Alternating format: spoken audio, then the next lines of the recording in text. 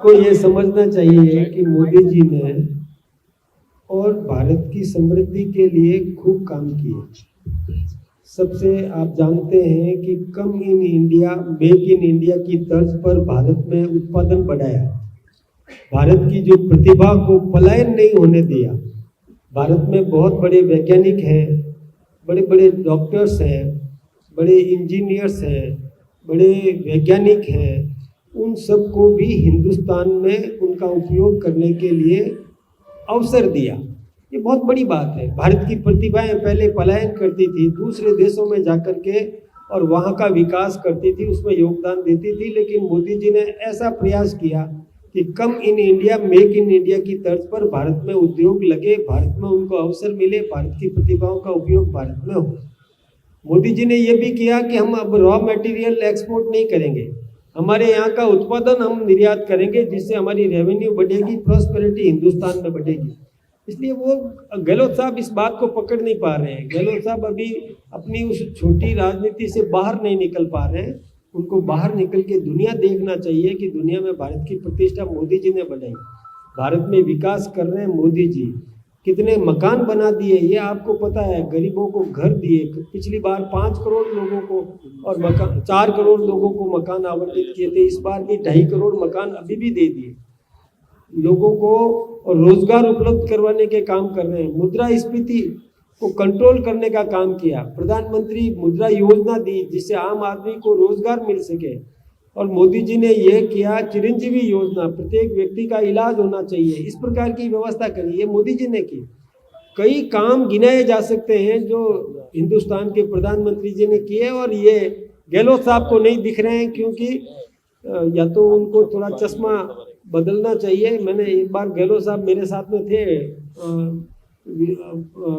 Plane में जाना चाहते थे तो कहीं बीच में हम मिल गए, तो मैंने उनसे कहा कि आपकी नज़दीक की नज़रें कम है, दूर की नज़रें ठीक होनी चाहिए, वो भी नहीं है, तो उनको ठीक करना चाहिए, देखना चाहिए। डोटासरा ने भी एक आरोप लगाया है कि एमएसपी पर बाजरे की खरीद नहीं हो रही, किसानों के साथ अन्याय कर रही है बीजेपी सरकार, और बीजेपी आती है किसानों को ठगती है।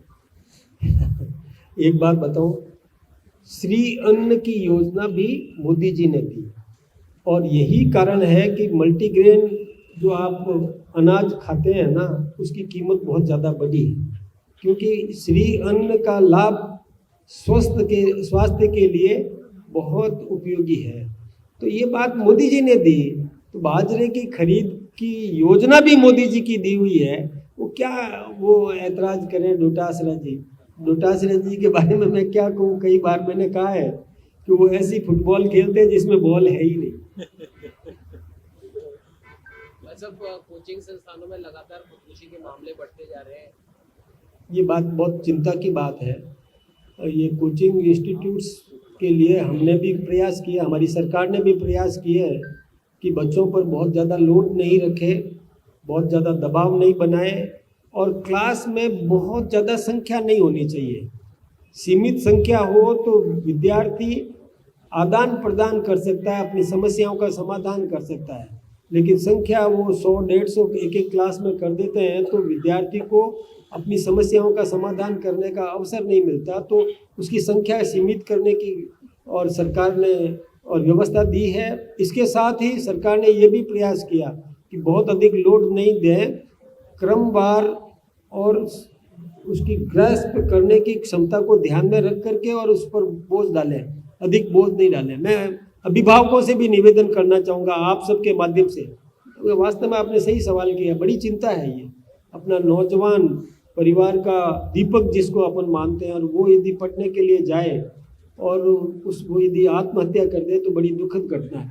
इसके लिए मैं परिजनों को भी निवेदन करना चाहूँगा कि किसी भी व्यक्ति में जो प्रतिभा है उसको प्रोत्साहित करने का काम करें।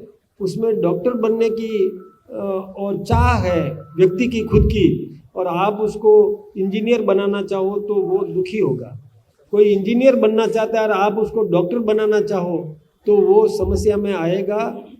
वो यदि कोई सीए बनना चाहता है और आप उसको आईएएस या उस प्रकार की और दबाव डालोगे तो वो कोशिश तो करेगा, अभिभावकों का परिजनों का आदेश तो मानेगा, लेकिन उसमें उसको पर्याप्त सफलता नहीं मिलने से वो निराश हो जाता है, हतोत्साहित हो जाता है। इसलिए अनर्गल दबाव भी नहीं डालें, उसको पढ़ें, उस बालक को खुद को पढ़ें कि उसमें कौन सी प्रतिभा है, उसी को प्रोत्साहित किया जाना चाहिए। प्रत्येक व्यक्ति में प्रतिभा तो है, लेकिन विपरीत मानसिकता की और दबाव नहीं डालें। बजट आने वाला है, लगातार प्रतिनिधि से संवाद चल रहा है, क्या विशेष रहेगा इस बार? देखिए, हमारे मुख्यमंत्री जी ने बहुत अच्छी कोशिश की, भजन लाल जी ने, कि सभी वर्गों से चर्चा की, उनकी क्या आवश्यकता है, वर्तमान समय में क्या अच्छा देना चाहिए, और उसको समझ करके और अधिकारियों से, कर्मचारियों से, नेताओं से, विधायकों से, सांसदों से, पूर्व विधायकों से, सबसे चर्चा करने के बाद उनको समावेश करने का प्रयास करेंगे। बहुत अच्छा बजट आएगा और विकासोन्मुख बजट आएगा। मुख्यमंत्री जी कल वसुंधरा राजे जी से मिलकर आए हैं, क्या मंत्रिमंडल फेरबदल होगा? देखिए, ये हमारी परंपरा है कि हम अपने वरिष्ठ से मार्गदर्शन प्राप्त करते हैं, और हमारे मुख्यमंत्री जी आदरणीय वसुंधरा जी से मिलने गए। पूर्व मुख्यमंत्री भी हैं, वो 2 बार की मुख्यमंत्री रही है, और हमारे भारतीय जनता पार्टी की उपाध्यक्ष भी है। तो मिलना चाहिए, मिलना एक हमारी प्रक्रिया है, हम मिला करते हैं। और जहाँ तक मंत्रिमंडल की बात है, तो ये तो मुख्यमंत्री जी का विशेषाधिकार है, वो निर्णय करेंगे। ठीक है, धन्यवाद। आप सबका बहुत बहुत धन्यवाद। गोपाल जी सर, हाँ, आपसे सवाल पूछ रहे हैं। जो सरकारी आश्वासन की कमेटी होती है, उसमें भी इस अलग देखेंगे ना प्रेस कॉन्फ्रेंस, इसी कार्यक्रम में निपटा। और क्या? नहीं। सरकारी आश्वासन कमेटी सरकार के द्वारा एक ऐसी बनाई कमेटी होती है जिसमें सरकार के दिए हुए आश्वासनों की पेंडेंसी के क्वेश्चंस आते हैं और हमें उसका रिप्लाई देना होता है। हमारे सदन में पहली बार ऐसा हुआ है कि जिस कमेटी में 4 से 5 हजार तक की पेंडेंसी रहती थी, 7 महीने में मैंने उस कमेटी का चेयरमैन बनने के बाद उसकी पेंडेंसी 326 पर लेकर आया हूं मैं। आज उसमें 326 की पेंडेंसी है, जिसमें 196 तो नवीनतम जवाब मांगे गए हैं और बाकियों का रिप्लाई आने वाला है।